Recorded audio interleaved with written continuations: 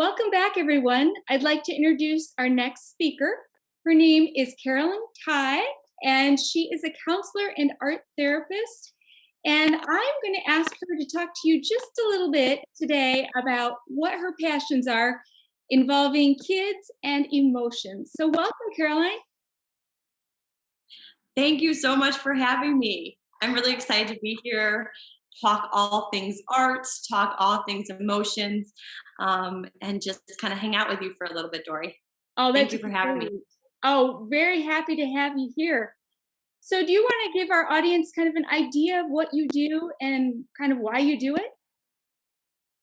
Yeah, I can give you I'll give you a brief background. So if you want more information, just let me know. But to kind of cruise right through it, I have my degree in art education. So I got my degree to be an art teacher, and I always have adored and loved working with kids and loved working on art myself. So I thought that would blend together really well, kids and art, of course, become an art teacher, and had no clue what art therapy really was. So I got this art ed degree and then ventured out into the world and found that I kind of thought art was a little bit more healing than just doing it in the schools. So I found a great program at Northwestern University, got a certificate in art therapy, knew I needed to get a master's in art therapy, so went back to school in Milwaukee at Mount Mary University and got my master's in art therapy with an emphasis in counseling. So I have that blended degree that allows me to help people explore art making processes along with helping them kind of heal in a verbal way and in an art way too. So I get to have like the big emotions and art type of stuff, and I actually get to engage in art making. If you can see behind me, it's a lot of client artwork, which is really exciting because people can take their healing in so many different ways. So that's just a brief, quick me, I guess. If that adds enough for you, Dori. That's fantastic. I love the fact that you took something that was already an interest to you and just made it into an outreach to people. And that's great. I love the artwork in the background too. Thank you. For Yeah. sure. So, people might not even know, what is art therapy and that art therapy exists. I don't know if the listeners today even know that it's like a thing, it's a valid profession, and we are counselors and we're in the mental health profession, and we help people explore their emotions or use it as a coping strategy or tool to understanding themselves more through the use of artwork. That's amazing. So do you have to be an artist to go through art therapy? That's a good question. I would say, first of all, we're all artists in our own right. Some people be like, oh, I can't draw, I can't do this. Like, we're definitely all artists and we're definitely all creative human beings, whether it's cooking or the way we dress or visual arts of making art. But you don't have to really be an artist to be an art therapist, but you do have to believe in its power of the art making. So a lot of times artists are drawn to the profession for sure. And so what if I was a client who came to you and I said, okay, you might be an artist, but I'm not. How is this going to help me? That's that I get very often, whether, my clients that come into the office, whether their parents are like, oh, they're making art all the time, I thought art therapy would be a good avenue for them.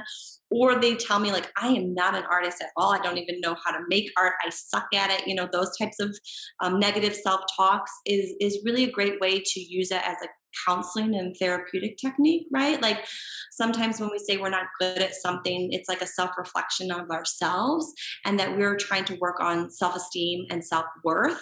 And I help you as an artist to do that. I say that everything that happens in the little container of the art studio is a life skill that you can actually like take out into the real world. So, self-love, self-worth, frustration tolerance, coping strategies of using art in times of need, emotional regulation, all of these things can be like taught through like the artist way, and then we use them in the real world. That's really neat. Does that kind of answer that question? Oh yeah. As I go on my Yeah. Okay, good.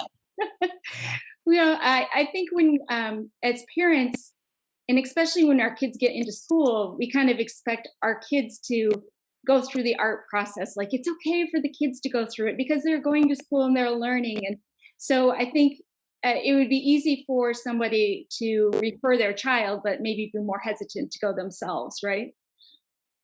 100%.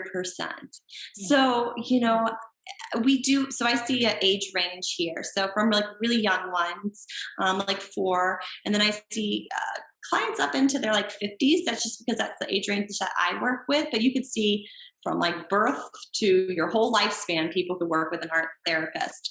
But it's something fascinating that adults come to me, and they would say like, oh, I was an artist, or my parents didn't really want me to do art, or my job kind of stifles my creativity, and we re-engage with our creative self, and that is like a fulfilling need for people, and usually helps them in their therapeutic journey.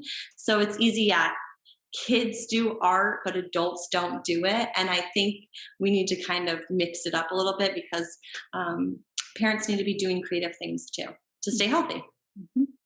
So, even though I'd like to spend more time on the parents part, for right now, let's talk about the Yeah. younger kids themselves. And Yes. if I were to bring a younger kid in, and let's say they're having problems at school, maybe they're having a hard time getting along with friends, or just the social aspect of school. How would art therapy benefit me, and what would you have me do or sorry, what would you have my child do as a patient of yours? Or you, Dory, we Or could me, pretend you're or me. I kidding, could be having the right? same You answer were a very little kid easily. again.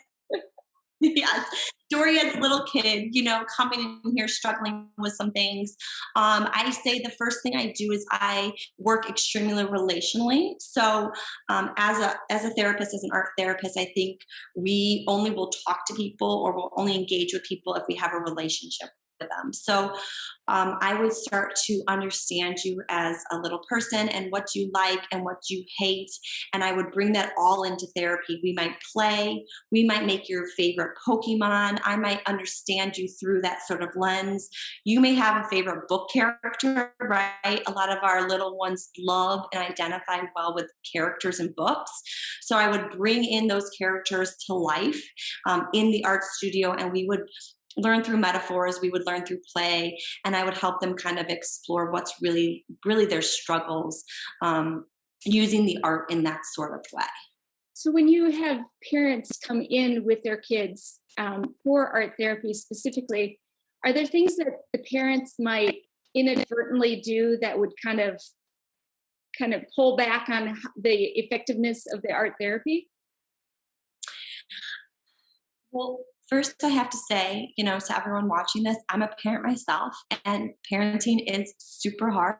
So, be kind to yourself, right? Like we all do things that might be more mistakes, right? In our parenting styles or strategies that we didn't even know was affecting our child.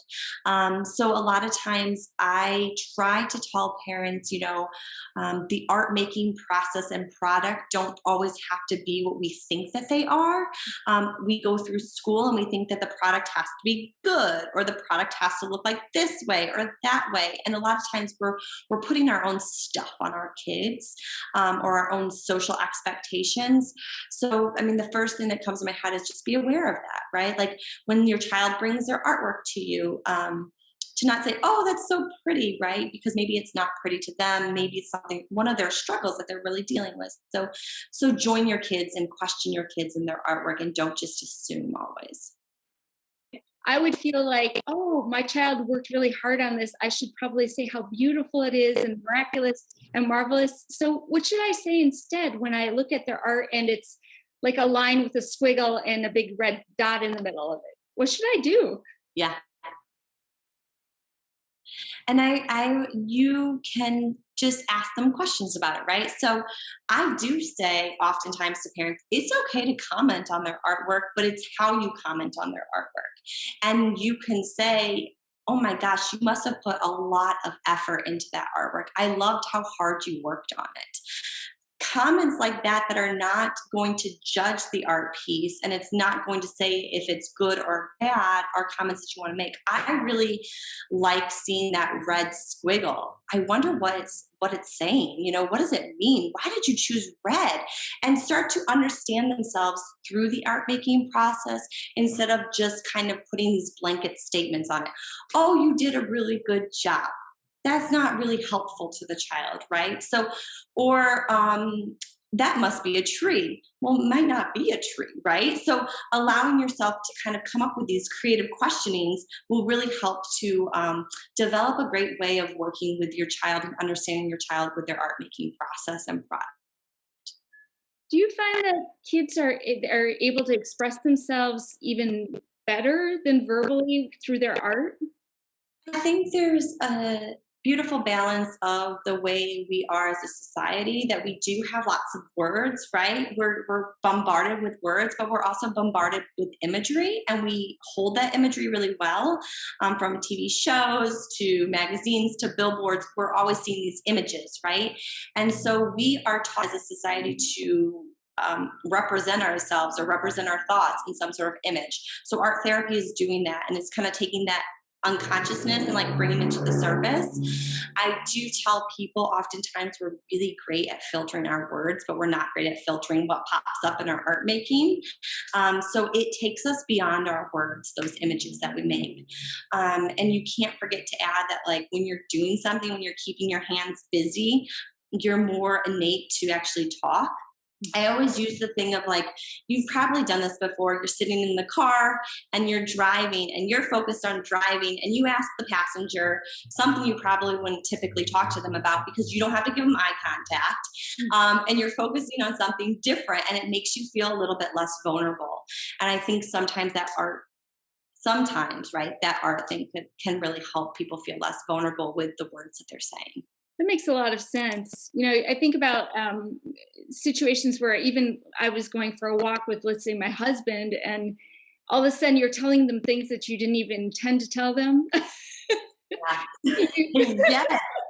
Yes, because you're not focused on, like, sitting there, like, at the dinner table looking at them, right? You're actually engaging in some sort of, like, activity. And whenever we're engaged in some sort of activity, our brains start to, usually, like, we can, like, go like, and we're focusing on the activity, and then we're able to talk what we need to talk. So when you're working with clients and you have especially younger kids, Yeah. what materials do they get to work with? Like, because I know, like, a 3-year-old's probably not going to use ink and quill. What do they use instead? So part of the relationship that I build with my clients is also the power of choice and empowerment. And oftentimes our younger people don't feel like they have lots of choice. So I get to, like, innately build that in with the art making, choice of what they want to make and choice of materials that they use. So if you were to see my art studio, I'm kind of just in the lobby right now, but my art studio itself has, like, tons and tons of art materials that are at access of clients to be able to grab. So they can grab the pipe cleaners that they need to grab. They can say, I want a watercolor today. Even my youngest clients know that they can grab a canvas and they can squirt all the paint that they need to squirt on the canvas because that's what they want to do. And I'm allowing them the empowerment and choice, which oftentimes our kids feel like they don't have. That's So neat. anything. I guess that answers, like, they can use any material. We get it. We have it. We're ready to explore it with them. I just want to go in your studio and squirt paint all over and enjoy it. And you can make a mess, right? As oftentimes as parents, we're like, oh, don't make a mess because, like, I have friends that are coming over and I have to keep it up to par. Like, so being in the studio and saying, like, to a child, it's okay to make a mess is a really great statement to say, like, life is messy and it's okay to make a mess and I'm here to help you clean it up. So there's tons of little metaphors that we use as art therapists to talk about things that might be hard for kids to talk about. That's really neat. I like that idea. I like the idea of the metaphors too. Because life is messy, and frequently you need people to come along and help you clean it up. um, We don't have to do it alone, right? Like, we don't have to do life alone. We don't have to make our art alone. If you struggle, we have lots of kids that struggle with perfectionistic right now and that anxiety that comes along with it. And a lot of times it's like, it's okay to ask for help. And I can teach them in a relational way that, you can ask for help in your artwork. Well, why can't you ask help, when you're struggling emotional wise? Or why can't you ask for help when you can't do your homework? Or why can't you ask for help with your teacher? And I'm just teaching them sort of ways that it's okay to ask for help and people will help you out. That's great. That's great. And especially if they can learn that from early on and be okay with it and realize that it's a process. I think that Yeah. the neat thing in my mind too is, learning parts of life is a process, and you're never going to get it perfect ever. But even with emotions, you're still not going to get those perfect, but you can have ways of dealing with things. So it sounds like that's what you're doing. Yes, exactly. And also, we as parents sometimes need to model that, right? Like, I'm sorry I said that, I was really frustrated. I do that as a therapist all the time. I'll reflect. I'll, go back into session and I say, you know what, that might have hurt your feelings. Did that hurt your feelings the other day? And I'm sorry for doing that. So as a person, we're always constantly reflecting and modeling things for our younger people so that they can see it and they can hear it. And the more we can reflect and model emotional stuff, the more emotionally literacy or whatever they'll have, right? The better they'll be dealing with their emotions as grown adults too. Well, for today, we're going to pause and end our interview just for right now. But I'm definitely going to come back and I have more questions for you, Caroline. Thank you so much. Thank you for your guys' time. Thank you. Thank you for your time and your adorable place there. Thank you. All right. We'll see you really soon. Take care. Bye bye.